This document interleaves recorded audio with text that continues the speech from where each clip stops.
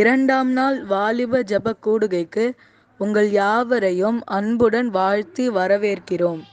பாடல் 53 பக்கம் 24. சீயோனே நீ எழும்பி பிரகாசி.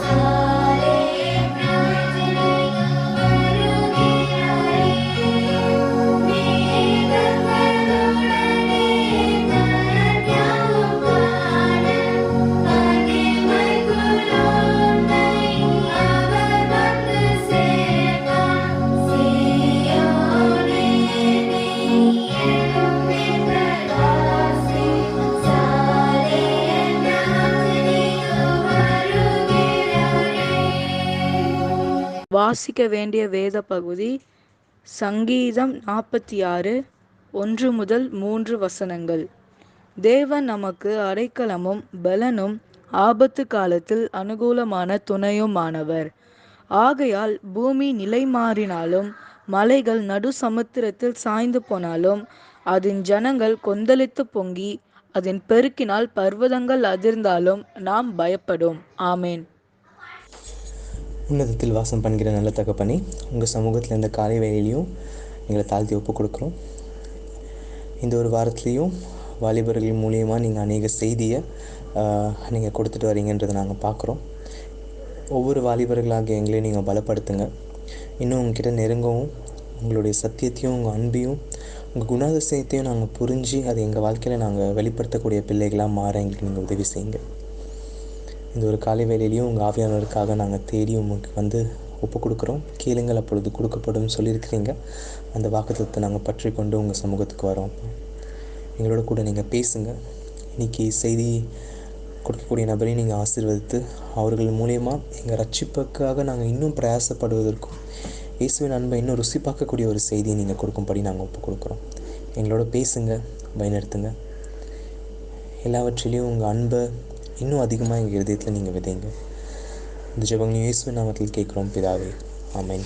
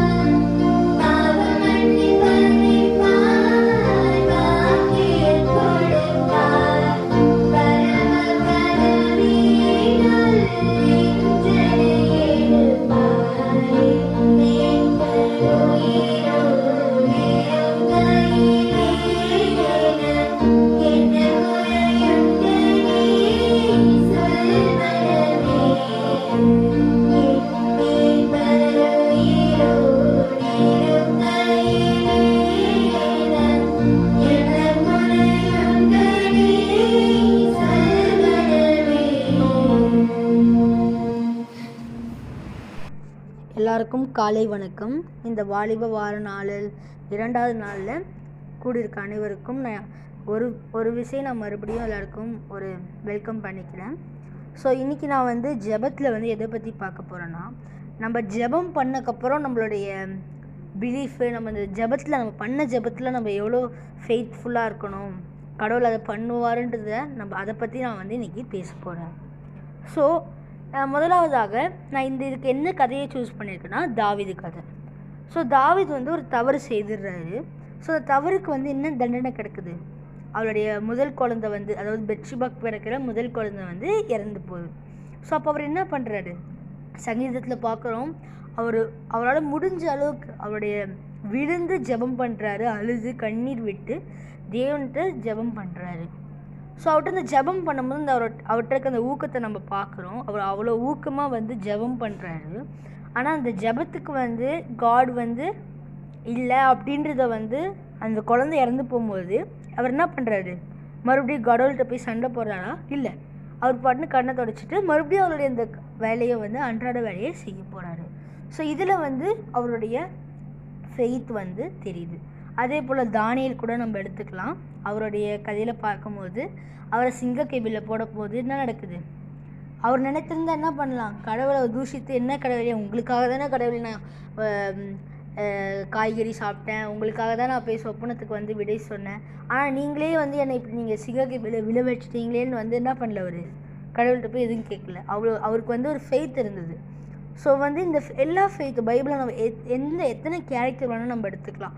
ஒரு கேரக்டரும் அவங்க ஃபெய்த், காட் மேலே ஃபெய்த் இருக்க ஃபெய்த் என்னென்னா, இப்போ நம்மளுக்கு பைபிள் இருக்குது, அவங்களுக்குலாம் என்னது? ஏற்கனவே அவங்களுடைய தாத்தா பாட்டி எல்லாம் என்ன சொல்லுவாங்க? கடவுளை பற்றி சொல்கிறத தான் அவங்க என்ன பண்ணுறாங்க? மனதில் ஒரு விசுவாசமாக வச்சுருக்காங்க.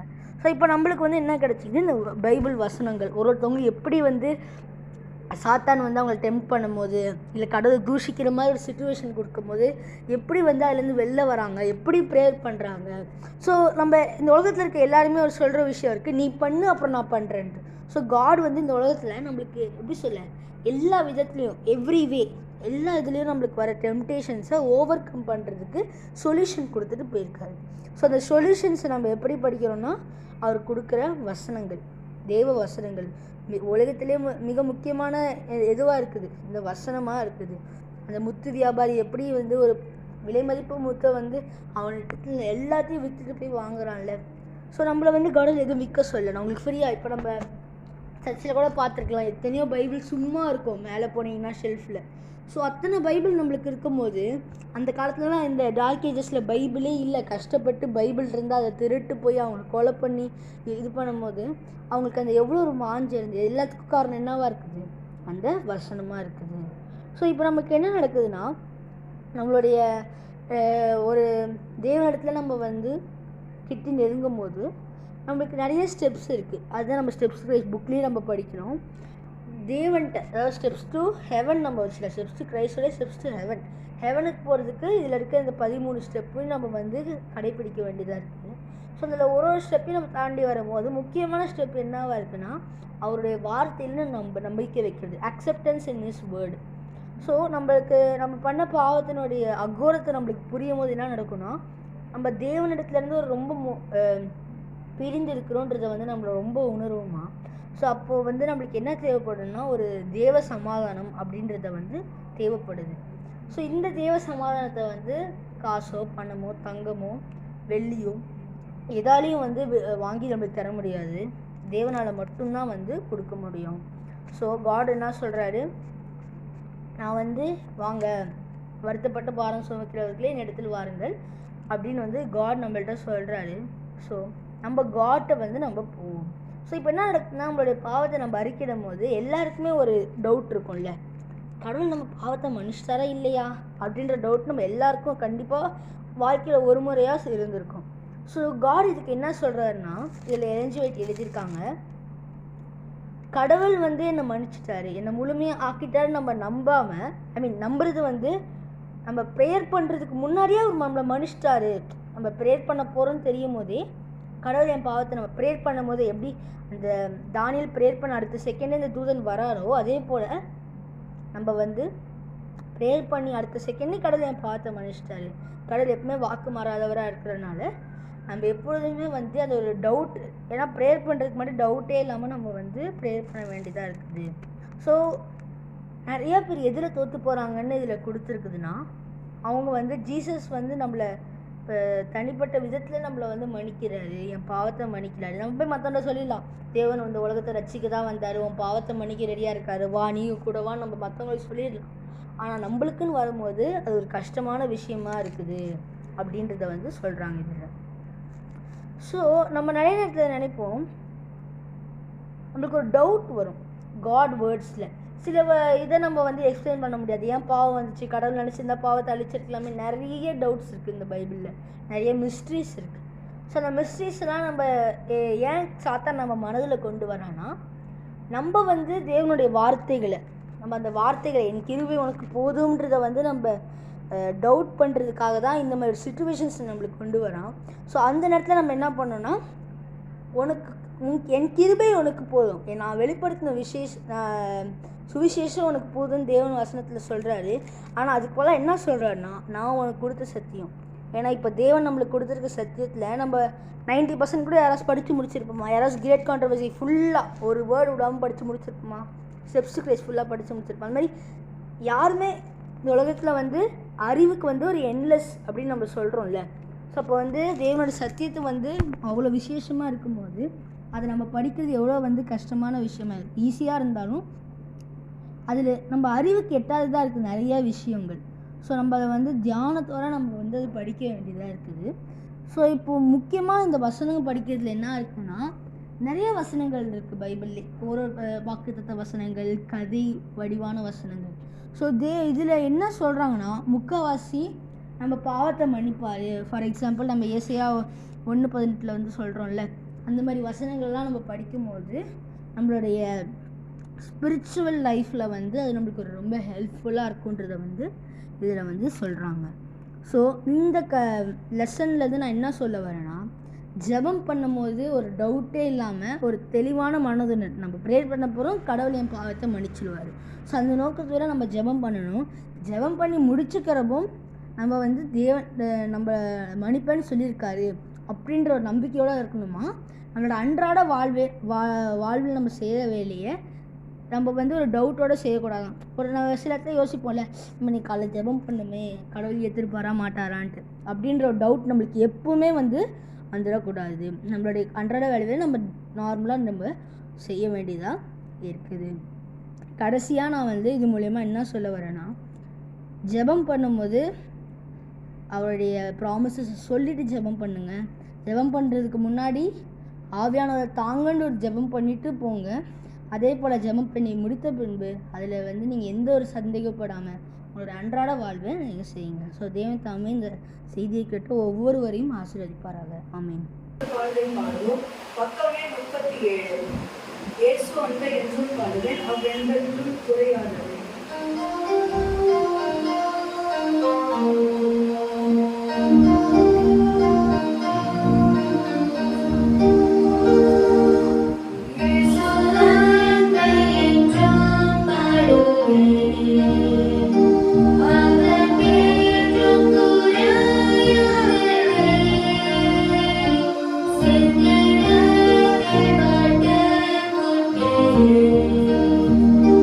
Let the